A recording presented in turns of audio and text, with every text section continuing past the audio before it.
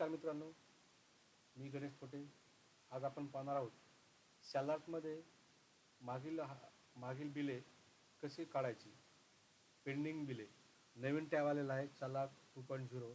त्यामध्ये मागचे कुठलेही पेंडिंग बिल, कोणत्याही वर्षाचं बिल काढण्याची सुविधा शालार्टने उपलब्ध करून दिली आहे. त्याप्रमाणे आता आपण पाहू कसं काढायचं शालार्टचे पेंडिंग बिले. सुरुवातीला आपल्याला शालार्ट पोर्टल उघडायचं आहे, लॉग इन करायचे मित्रांनो. लॉग इन केल्याच्या नंतर याच्यामध्ये 2 स्टेप आहेत मित्रांनो. पहिली स्टेप आहे आपल्याला आपल्या शालार्ट लॉग इनला सप्लिमेंटरी बिल ॲड करणे. पहिली स्टेप आहे सप्लिमेंटरी बिल ॲड करणे.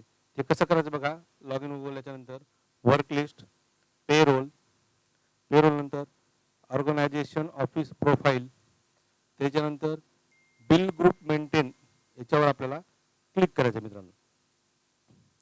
त्यानंतर आपल्याला सगळ्यांना सप्लिमेंटरी बिल ग्रुप नवीन क्रिएट करायचं आहे. ते कसं करायचं मी सांगतो.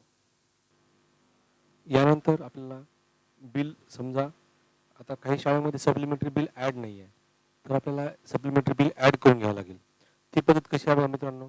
इथं आपल्याला ॲड करण्यासाठी जर पहिल्यांदा जर ॲड असेल तर डबल ॲड करायची गरज नाही आहे. पहिल्यांदा ॲड म्हणजे कसं, लोक आता आहे मी ॲड केलेलं पहिलं सप्लिमेंटरी बिल, असं जर असेल तर करायची गरज नाही. नसेल किंवा फक्त 2च बिल असेल तर एक तिसरं बिल आपल्याला ॲड करावं लागेल. त्यासाठी काय करायचं, इथं स्कीम नेममध्ये हे A1 आपली जी आहे पहिली 173 हेडची ती स्कीम निवडायची. इथं बिल निवडायच्या नंतर इथं हेड येईल 173. आपल्या या बिल डिस्क्रिप्शनमध्ये आपल्याला मित्रांनो इथं लिहायचं आहे सप्लिमेंटरी बिल म्हणून, आणि इथं टाईप करायचं आपल्याला सप्लिमेंटरी बिल आहे शाळेचं नाव. त्याच्यानंतर इथं पुढचं आहे टाईप ऑफ पोस्ट, इथं बोथ घ्यायचं. इथं त्याच्यानंतर ग्रुप आहे ABCD, सगळे ग्रुप सिलेक्ट करायचे. इथे NL काढून टाकायचं. त्याच्यानंतर ऑप्शन आहे वेन ॲप्लिकेबल नाईट स्कूल, इथं नो करायचं. आणि एक शेवटचा महत्त्वाचा मुद्दा आहे तो म्हणजे हेच सप्लिमेंटरी बिल ग्रुपला शिक्षक अटॅच करण्यासाठी इथे यस ऑप्शन पाहिजे, तरच आपले सगळे शिक्षक इथं अटॅच होतात या शाळेतील. एकदा सप्लिमेंटरी बिल जरी पहिलं जनरेटर असेल, उदाहरणार्थ हे बिल जनरेटर याच्यावर डबल क्लिक केलं का पूर्ण माहिती इथं येईल बघा. असं मी आता या पद्धतीनं माहिती येईल. हां हे बघा. याच्यानंतर काय करायचं, आपण इथं सेव्ह बटनावर क्लिक करायचं. सेव्ह बटनांचं सेव्ह केल्याच्यानंतर सक्सेसफुली सेव्ह म्हणून मेसेज येईल आणि आपलं बिल ग्रुप ओके झालं. ही आहे एक पहिली स्टेप. हे बिल ग्रुप मॉडिफाय म्हणून मेसेज येईल, बिल ग्रुप मॉडिफाईड झालं मित्रांनो. आता यानंतर दुसरी स्टेप काय आहे, आपल्याला ज्या शिक्षकाचं तुम्हाला एरियस बिल टाकायचं आहे त्या शिक्षकाचा शालार्ट आयडी आपल्याला अगोदर कॉपी करून घ्यावा लागेल, किंवा त्या शालार्ट आयडी आपल्याला माहीत करून घ्यावं लागेल. त्यासाठी मी शालार्ट आयडीच्या ब्रोकन पेडमध्ये जातोय, तिथून शालार्ट आयडी कॉपी करून घेतोय. बघा मी कॉपी करून घेतलोय. आता जायचं शालार्ट 2.0 मध्ये क्लिक करायचं. ही स्क्रीन ओपन होईल. त्यानंतर इथं पेंडिंग बिल ऑप्शनवर क्लिक करायचे.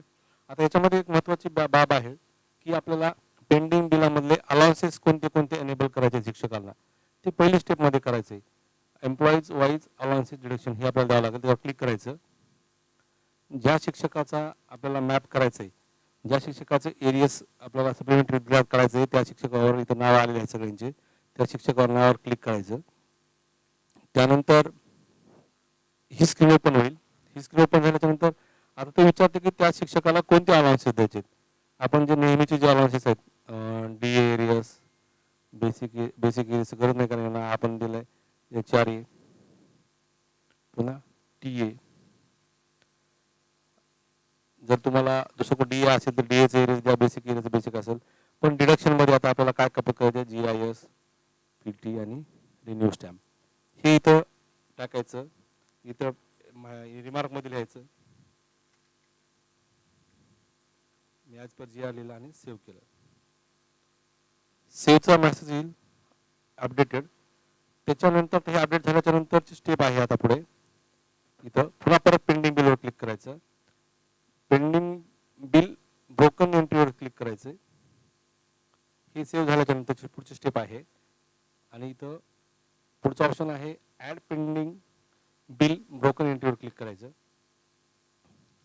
इथं त्या शिक्षकाचा शालार्ट आयडी असेल तर शालार्ट आयडी, त्या शिक्षकाचं नाव असेल तर नाव टाकायचं, टाईप करायचं.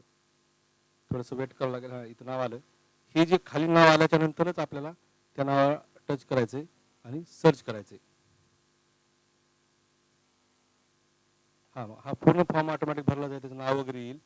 आता इथं आहे बिल ग्रुप. आपल्याला बिल ग्रुप कोणता घ्यायचा आहे? सप्लिमेंटरी. आपण जो नवीन बिल तयार केला आहे ते बिल ग्रुप घ्यायचं. इथं सप्लिमेंटरी बिल सिलेक्ट करायचं. टाईप ऑफ हे प्रपत्र आहेत हे घ्यायचं, चॉईस करायचं. पुन्हा government of Maharashtra bill approve. इथं आता समजा त्या शिक्षकाचा बिल आय डी किंवा बी ओ साहेबाचा आदेश, आदेश क्रमांक इथे आपल्याला टाईप करावा लागेल कोणता आहे ते पाहून. जो आदेशाला आपल्याला वेतन निघणार आहे तो इथं आदेश नंबर टाकायचा. इथं त्या ऑर्डरची डेट, आदेशाची डेट टाकायची आपल्याला, कोणत्या तारखेत आदेश तो निर्गमित झालेला आहे. आणि त्यानंतर पुढे बघा, आता इथं डेट ते विचारते की कोणत्या तारखेपासून तुम्हाला वेतन काढायचे तुम्हाला. आता माझं जे ब्रोकन पेड आहे तो तारीख इथं टाकायचे मित्रांनो. त्यानंतर सॉरी आपलं जे 2023 पाहिजे.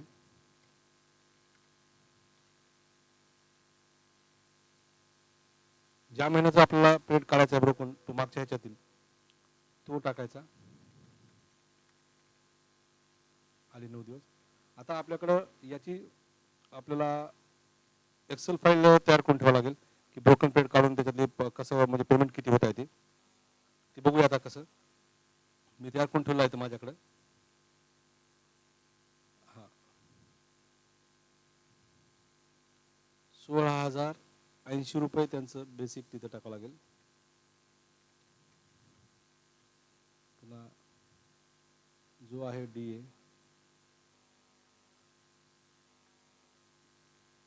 6111